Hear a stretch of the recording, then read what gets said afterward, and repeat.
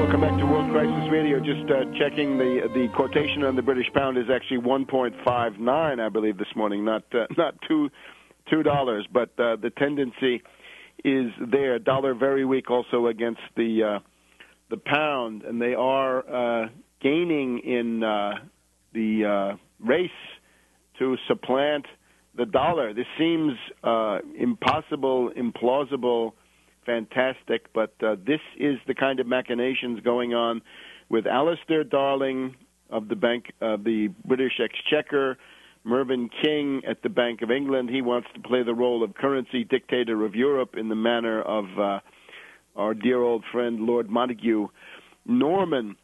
So again, the points for world monetary reform, this is an urgent task.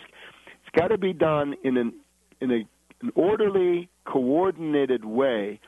It should not be directed against any country, not even the U.S. It's obviously going to be very hard to get these madmen like Obama, Geithner, Summers, Volcker, and so forth to accept the fact that the hegemony of the dollar in the sense that they see it is over.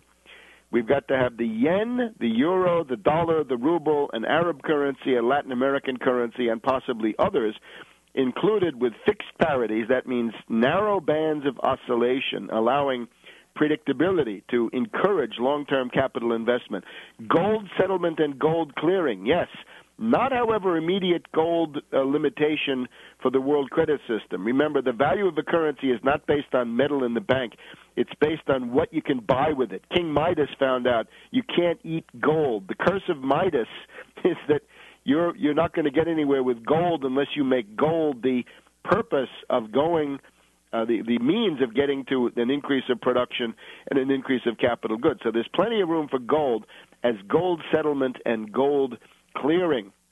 You've got to relaunch world trade. You've got to have exports of high-technology capital goods to sub-Saharan Africa, the poorer countries of Latin America, and South Asia, Bangladesh, places like this. The problem in the U.S.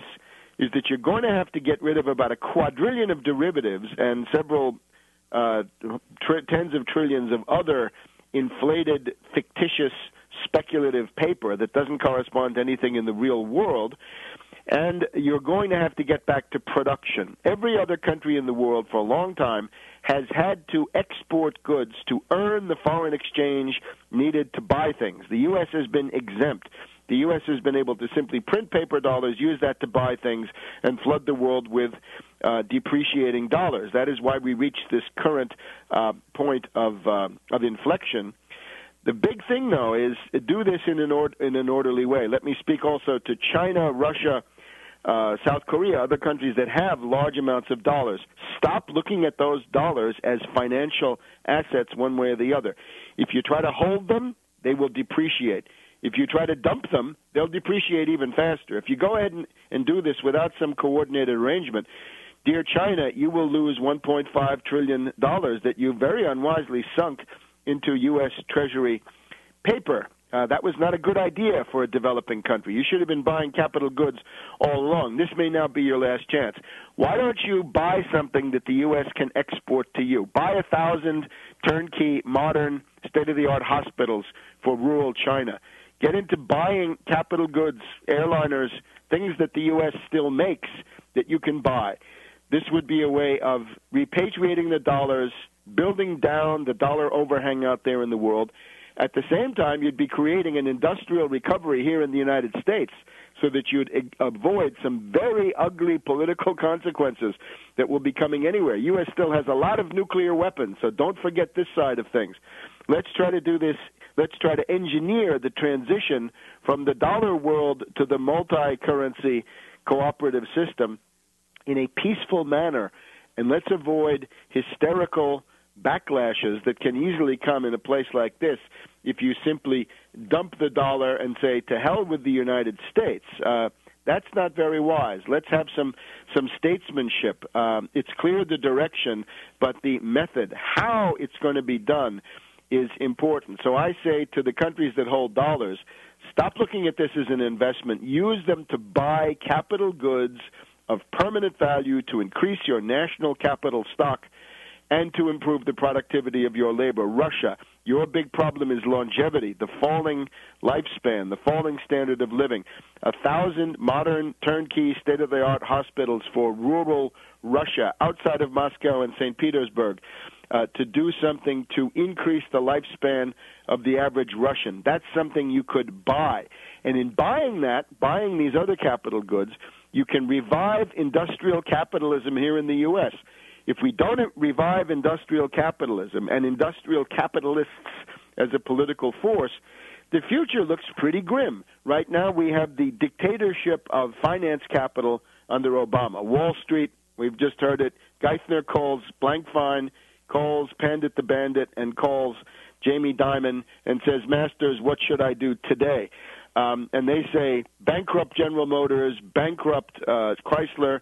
We don't care about blue-collar jobs. We want to feast on the flesh of the asset stripping of these companies. You can't run a country like that. There's a lot of ruin in a nation, as Adam Smith said, but eventually you get to the end of the road.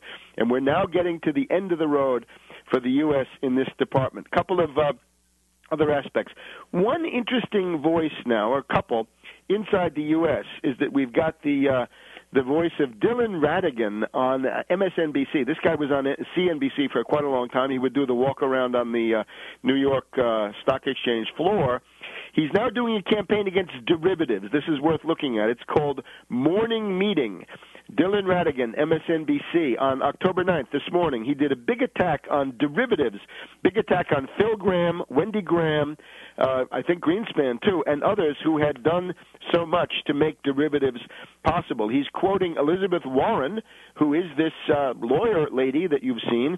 She's the congressional watchdog on the bailout, the TARP, and she is wondering where did the money go and why was there such a tremendous difference in the treatment of General Motors and Chrysler on the one hand, who were told to go bankrupt, go and die, compared to J.P. Morgan, Goldman Sachs, Citibank, and indeed other banks. Of course, to the elitist, to the oligarch, a blue-collar job is an embarrassment. The thing that counts are the hedge fund hyenas, right, the yuppie quants, the people who run the Black-Scholes computer systems in these hedge funds and places like this. So Ratigan he's got a list of elected officials up there. Send them emails saying ban derivatives. And the news now is the Barney Frank Committee in the House of Representatives is supposed to deliver a financial reform package. And the word from Ratigan is that the Barney Frank Committee is going to make the formation of derivatives easier, that they're going to facilitate the creation of credit default swaps, meaning illegal insurance outside of the regulation of insurance. So, urgent. Ban derivatives, tax them with a Tobin tax, get them out of the world. Back in a minute.